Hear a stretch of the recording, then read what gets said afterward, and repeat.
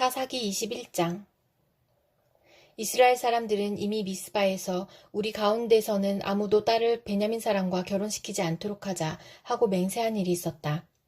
이스라엘 백성은 베델에 이르러 거기에서 저녁이 되도록 하나님 앞에 앉아 소리를 높여 크게 통곡하였다. 그들은 울부짖었다. 주 이스라엘의 하나님, 어찌하여 이런 일이 이스라엘에서 일어났습니까? 오늘 한 지파가 끝내 이스라엘에서 없어지고 말았습니다. 다음날 아침이 되자 백성은 일찍 일어나 거기에 한 제단을 쌓고 번제와 화목제를 드렸다. 그런 다음에 이스라엘 자손은 이스라엘 모든 지파 가운데서 어느 지파가 주님 앞에 모인 그 총회에 참석하지 않았는지 알아보았다. 누구든지 미스바에 올라와서 주님 앞에 나아오지 않으면 죽이기로 굳게 맹세하였기 때문이다. 이스라엘 자손은 그들의 동기 베냐민 자손에 대하여 측은한 마음이 생겨서 오늘 이스라엘에서 지파 하나가 없어져 버렸다. 우리 스스로가 이미 우리 딸을 그들과는 결혼시키지 않기로 주님께 맹세하였으니 우리가 어떻게 해야 그 살아남은 사람들에게 아내를 구해줄 수 있겠는가 하고 걱정하였다.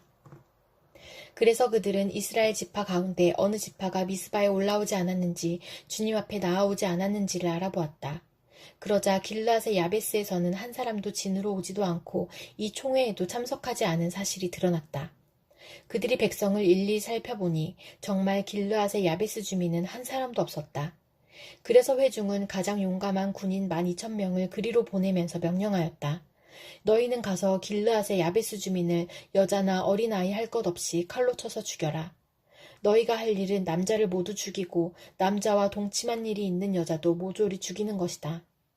그들은 길르앗의 야베스 주민 가운데서 아직 남자와 한 번도 동침하지 않은 처녀 400명을 찾아내어 가나안 땅의 실로에 있는 진으로 데리고 왔다.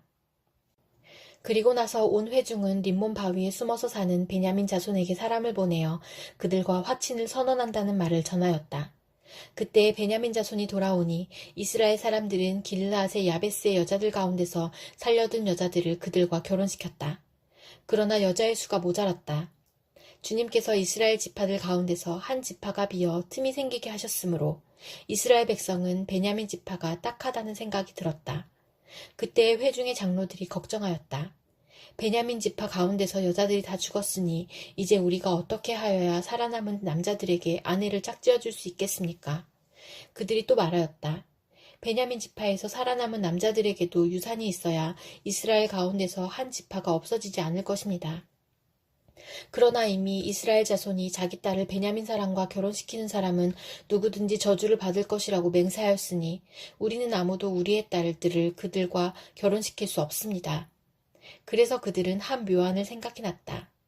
그렇다. 실로에서 해마다 열리는 주님의 축제가 곧 다가온다. 실로는 베델 북쪽, 르보나 남쪽, 베델에서 세겜으로 올라가는 큰 길 동쪽에 있다. 그리고 그들은 베냐민 자손에게 이렇게 지시하였다. 당신들은 가서 포도원에 숨어서 살피다가 실로의 처녀들이 춤을 추러 나오면 포도원에서 달려나와 그 실로의 처녀들 가운데서 하나씩 붙들어 아내를 삼아 베냐민 땅으로 돌아가시오. 그들의 아버지들이나 오라버니들이 우리에게 와서 시비를 걸면 우리가 그들에게 전쟁에서 여자를 잡아다가 아내로 삼듯 여자들을 빼앗아 온 것이 아니니 딸들을 그들의 아내로 삼도록 하여 주시오. 또 당신들이 딸들을 그들에게 준 것이 아니니 당신들이 맹세한 것을 스스로 깨뜨린 것도 아니오 하고 답변해 주겠소. 그래서 베냐민 자손은 그 지시대로 하였다. 그들은 춤추는 여자들 가운데서 자신들의 수요만큼 여자들을 붙들어 아내로 삼고 자기들이 유산으로 얻은 땅으로 돌아가서 성읍들을 재건하고 거기에서 살았다. 그때야 이스라엘 자손도 그곳을 떠나 각자 자기 지파와 자기 가족에게로 돌아갔다. 곧 각자가 그곳에서 떠나 자기가 유산으로 얻은 땅으로 돌아간 것이다. 그때에는 이스라엘의 왕이 없었으므로 사람들은 저마다 자기의 뜻에 맞는 대로 하였다. 사도행전 25장. 베스도가 부임한 지 사흘 뒤에 가이사랴에서 예루살렘으로 올라가니 대제사장들과 유대 사람의 지도자들이 그에게 바울을 고발하였다. 그들은 그에게 줄곧 졸랐다. 그들은 그에게 제발 바울을 예루살렘으로 불러올리라고 간청하였다. 그들은 길에 사람을 매복시켰다가 바울을 죽일 계획이었다. 그러나 베스도는 바울이 가이사랴에 무사하게 감금되어 있다는 말과 자기도 곧 그리로 가겠다는 말을 한 다음에 그러니 만일 그 사람에게 무슨 잘못이 있거든 여러분 가운데서 유력한 사람들이 나와 함께 내려가서 그를 고발하시오 하고 말하였다. 베스도는 예루살렘에서 여드레인가 열흘인가를 지낸 뒤에 가이사랴로 내려가서 이튿날 재판석에 앉아서 바울을 데려오라고 명령하였다. 바울이 나타나자 예루살렘에서 내려온 유대 사람들이 그를 애워싸고 여러 가지 무거운 죄목을 걸어서 고발하였으나 증거를 대지 못하였다. 바울은 나는 유대 사람의 율법이나 성전이나 황제에 대하여 아무 죄도 지은 일이 없습니다 하고 말하여 자신을 변호하였다. 그러나 베스도는 유대 사람의 환심을 사고자 하여 바울에게 묻기를 그대는 예루살렘으로 올라가서 이 사건에 대하여 내 앞에서 재판을 받고 싶지 않소? 하였다. 바울이 대답하였다. 나는 지금 황제의 법정에 서 있습니다. 나는 여기서 재판을 받아야 합니다. 각하께서도 잘 아시는 대로 나는 유대 사람에게 조금도 잘못한 것이 없습니다. 만일 내가 나쁜 짓을 저질러서 사형을 받을 만한 무슨 일을 하였으면 죽는 것을 마다하지 않겠습니다. 그러나 나를 고발하는 이 사람들의 고발 내용에 아무런 근거가 없으면 어느 누구도 나를 그들에게 넘겨줄 수 없습니다. 나는 황제에게 상소합니다. 그때의 베스도가 배심원들과 협의하고 그대가 황제에게 상소하였으니 황제에게로 갈 것이요 하고 말하였다. 며칠이 지난 뒤에 아그리빠 왕과 버니게가 베스도에게 인사하려고 가이사랴에 왔다. 그들이 거기서 여러 날 지내는 동안에 베스도는 바울에 대한 고발 사건을 왕 앞에 내놓고 말하였다. 벨릭스가 가두어둔 사람이 하나 있는데 내가 예루살렘에 갔을 때에 유대 사람의 대제사장들과 장로들이 그를 고발하여 유죄 판결을 청하였습니다. 나는 그들에게 대답하기를 로마 사람의 관례로서는 피고가 원고를 직접 대면해서 그 고발한 내용에 대하여 변호할 기회를 가지기 전에는 그 사람을 넘겨주는 일이 없다고 하였습니다. 그래서 그들이 여기에 함께 왔으므로 나는 조금도 지체하지 않고 그 다음날 재판석에 앉아서 그 사람을 불러오게 하였습니다.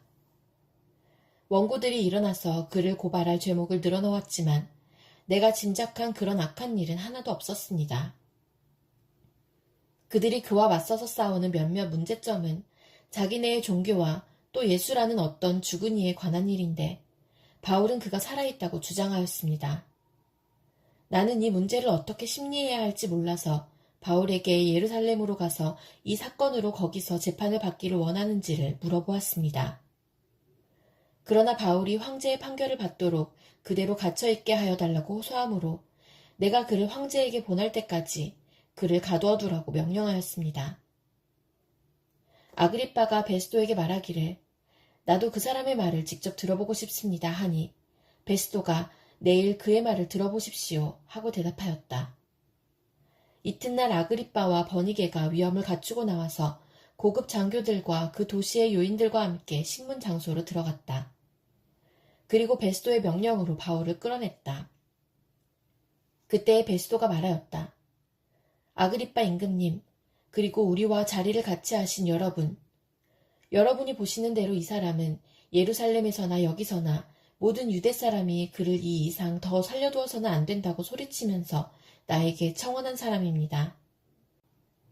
그러나 나는 그가 사형을 받을 만한 아무런 일도 하지 않았다고 판단하였습니다. 그런데 그는 스스로 황제께 상소하였으므로 나는 그를 보내기로 작정하였습니다.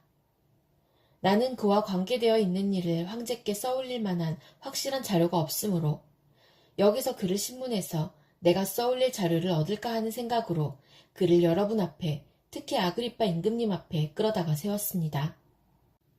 죄수를 보내면서 그의 죄목도 제시하지 않는다는 것은 이치에 맞지 않는 일이라고 생각합니다. 예레미야 35장. 요시야의 아들 여호야김이 유다 왕이었을 때에 주님께서 예레미야에게 이렇게 말씀하셨다. 너는 레갑 사람들을 찾아가서 그들에게 말하고 그들을 주의 성전으로 데려다가 어느 한 방으로 안내하여 그들에게 포도주를 마시게 하여 보아라. 그래서 내가 하바시냐의 손자여 예레미야라고 하는 사람의 아들인 야하사냐와 그의 형제들과 모든 아들과 레갑 가문을 모두 데려왔다. 나는 그들을 주님의 성전으로 안내하여 익다랴의 아들로서 하나님의 사람인 하난의 아들들이 쓰는 방으로 들어가게 하였다. 그 방은 고관들의 방 곁에 붙어 있고 살룸의 아들 문지기 마아세야의 방 위에 있었다. 거기에서 내가 레갑 가문 사람들에게 포도주가 가득 찬 단지와 잔들을 내놓고 포도주를 드시지요 하며 그들에게 권하였다. 그러나 그들은 이렇게 대답하였다. 우리는 포도주를 마시지 않습니다. 우리의 조상 레갑의 아들 요나답께서 우리에게 분부하셨습니다. 너희는 포도주를 마시지 말아라. 너희뿐만 아니라 너희 자손도 절대로 마셔서는 안 된다. 너희는 집도 짓지 말고 곡식에 씨도 뿌리지 말고 포도나무도 심지 말고 포도원도 소유하지 말아라. 너희는 언제까지나 장막에서만 살아라. 그래야 너희가 나그네로 사는 그 땅에서 오래오래 살 것이다. 그래서 우리는 우리의 조상 레갑의 아들 요나답께서 우리에게 명령하신 모든 말씀에 순종하여 우리와 우리 아내와 우리 아들과 딸이 일평생 포도주를 마시지 않았습니다. 우리는 거처할 할 집도 짓지 않고 포도원이나 농토나 곡식의 씨도 소유하지 않았습니다. 우리는 오직 우리의 조상 요나답께서 우리에게 명령하신 모든 말씀에 순종하여 그대로 실천하면서 장막에서 살았습니다. 그런데 바빌로니아 왕 누부갓네살이 이 나라에 쳐들어왔을 때에 우리는 바빌로니아 군대와 시리아 군대를 피하여 예루살렘으로 들어가야 하겠다고 결정하였습니다. 그래서 우리가 지금 예루살렘에 살고 있는 것입니다. 그때 주님께서 예레미야에게 이렇게 말씀하셨다. 나 만군의 주 이스라엘의 하나님이 말한다. 너는 유다 사람과 예루살렘의 주민에게 나가서 이렇게 말하여라. 너희는 교훈을 받아들일 수도 없고 나의 말에 순종할 수도 없느냐. 나 주의 말이다. 레갑의 아들 요나답이 자손에게 포도주를 마시지 말라고 명령한 것이 이렇게 엄수되고 있다. 그 자손은 조상이 내린 명령에 순종해서 이날까지 전혀 포도주를 마시지 않는다. 그러나 너희들은 내가 직접 말하고 또 거듭하여 말했으나 내 말을 듣지 않았다. 나는 내 종 예언자들을 모두 너희에게 보내고 또 거듭하여 보내면서 권고하였다. 각자 자신의 악한 길에서 돌아서고 행실을 고치고 다른 신들을 섬기려고 쫓아다니지 말라고 하였고 그래야만 내가 너희와 너희 조상에게 준 땅에서 너희가 살게 될 것이라고 하였다. 그러나 너희는 나에게 귀를 기울이지도 않았고 나의 말을 듣지도 않았다. 레갑의 아들 요나답의 자손은 조상이 자기들에게 명령한 분부를 그렇게 엄수하는데 이 백성은 나의 말을 듣지 않았다. 그러므로 만군의 하나님이요 이스라엘의 하나님인 나 주가 말한다. 내가 유다와 예루살렘의 모든 주민에게 예고한 모든 재앙을 그대로 내리겠다. 내가 그들에게 말을 해도 그들이 듣지 않고 내가 그들을 불러도 그들이 대답하지 않았기 때문이다. 그런 다음에 예레미야가 레갑 사람들에게 이렇게 말하였다. 나 만군의 주 이스라엘의 하나님이 말한다. 너희는 조상 요나답의 명령에 순종하고 그의 모든 교훈을 엄수하고 그가 너희에게 명령한 모든 것을 그대로 실천하였다. 그러므로 나 만군의 주 이스라엘의 하나님이 말한다.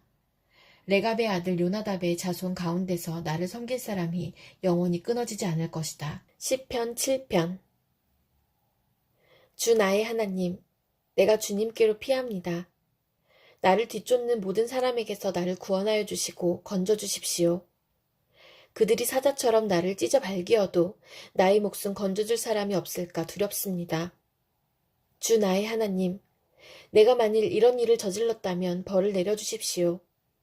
내가 손으로 폭력을 행했거나 친구의 우정을 악으로 갚았거나 나의 대적이라고 하여 까닭없이 그를 약탈했다면 원수들이 나를 뒤쫓아와서 내 목숨을 덮쳐서 땅에 짓밟고 내 명예를 짓밟아도 나는 좋습니다. 주님, 진노하며 일어나시고 내 대적들의 기세를 꺾어주십시오. 하나님, 깨어나셔서 판결을 내려주십시오. 문 민족들을 주님 앞으로 모으시고 주님께서는 그 높은 법정으로 돌아오십시오. 주님께서는 뭇 백성들을 판단하시는 분이시니 내 의와 내 성실함을 따라 나를 변호해 주십시오. 악한 자의 악행을 뿌리 뽑아 주시고 의인은 굳게 세워 주십시오. 주님은 의로우신 하나님, 사람의 마음속 생각을 낱낱이 살피시는 분이십니다. 하나님은 나를 지키시는 방패시요, 마음이 올바른 사람에게 승리를 안겨주시는 분이시다. 하나님은 공정한 재판장이시요 언제라도 악인을 벌하시는 분이시다. 뉘우치고 돌아오지 않으면 칼을 갈고 활을 겨누어 심판을 준비하신다. 살상 무기를 준비하시고 화살 끝에 불을 붙이신다. 악인은 악을 잉태하여 재앙과 거짓을 낳는구나. 함정을 깊이 파지만 그가 만든 구덩이에 그가 빠진다. 남에게 준 고통이 그에게로 돌아가고 남에게 휘두른 폭력도 그의 정수리로 돌아간다. 나는 주님의 의로우심을 찬송하고 가장 높으신 주님의 이름을 노래하련다. 시편 8편. 주 우리 하나님, 주님의 이름이 온 땅에서 어찌 그리 위엄이 넘치는지요. 저 하늘 높이까지 주님의 위엄 가득합니다. 어린이와 젖먹이들까지도 그 입술로 주님의 위엄을 찬양합니다. 주님께서는 원수와 복수하는 무리를 꺾으시고 주님께 맞서는 자들을 막아낼 튼튼한 요새를 세우셨습니다. 주님께서 손수 만드신 저 큰 하늘과 주님께서 친히 달아놓으신 저 달과 별들을 내가 봅니다. 사람이 무엇이기에 주님께서 이렇게까지 생각하여 주시며 사람의 아들이 무엇이기에 주님께서 이렇게까지 돌보아 주십니까? 주님께서는 그를 하나님보다 조금 못하게 하시고 그에게 존귀하고 영화로운 왕관을 씌워주셨습니다. 주님께서 손수 지으신 만물을 다스리게 하시고 모든 것을 그의 발 아래에 두셨습니다. 크고 작은 온갖 집짐승과 들짐승까지도 하늘을 나는 새들과 바다에서 놀고 있는 물고기와 물길 따라 움직이는 모든 것을 사람이 다스리게 하셨습니다. 주 우리의 하나님, 주님의 이름이 온 땅에서 어찌 그리 위엄이 넘치는지요.